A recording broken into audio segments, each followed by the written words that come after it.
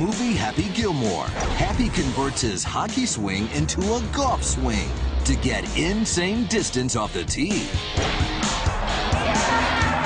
pummeling his drives over 400 yards. But does this actually work? Is it a Hollywood trick? Or could someone actually get extra distance off the tee hitting like Happy Gilmore? To find out, we brought in the only person who was willing to try such a bizarre swing. A golfer who also happens to be the 2008 PGA Player of the Year, Padraig Harrington. In 2008, this Irishman won 2 majors, the British Open and the PGA Championship. Like Padraig, every professional golfer on the planet hits a tee shot the same way, standing still. But surprisingly, there's nothing in the rules that prohibits a golfer from running up to the ball. It's perfectly legal to use the Happy Gilmore swing on the golf course. There's nothing stopping you running up. But hitting a driver is hard enough when you're standing still. Even pro golfers only hit the fairway 60% of the time. You're trying to make a square-inch sweet spot at the end of a 4-foot-long stick, traveling 100 miles an hour, make contact with a target smaller than a dime. So that kind of precision on the run is actually next to impossible. Padraig's not exactly short off the tee. His normal drives average 296 yards. But the idea of getting extra distance off the tee, like Happy, is tempting, even for a pro like Padraig Harrington. The bigger a hitter you are, it is an advantage. The best player in the world always tends to be the longest hitter in the world, or close to it. He always has a length advantage. So, could a successful Happy Gilmore swing generate more distance off the tee?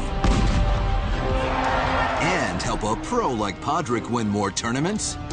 And if so, shouldn't golfers around the world rethink the way they hit golf shots?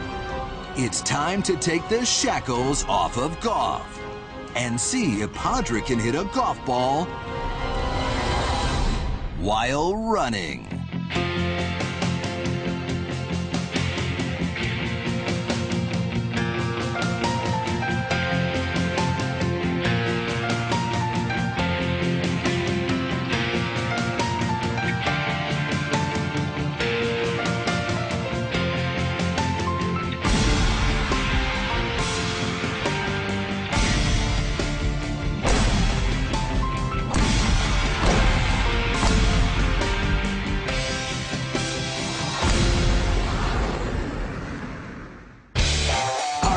Kidding?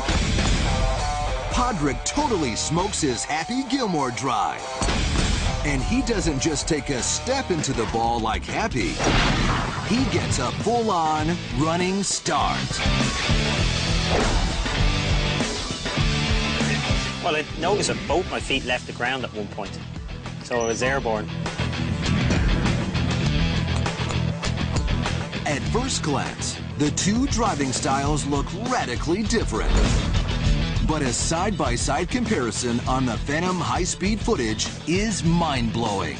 Incredibly, even with a running start, Padraig's club position at the top of the backswing and at impact are virtually identical.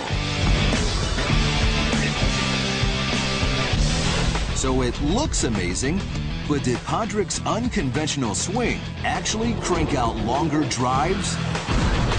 In fact, using a Happy Gilmore swing, Padraig actually does drive the ball much farther, on average, 30 yards farther. Our motion capture technology reveals exactly how Padraig gets happy.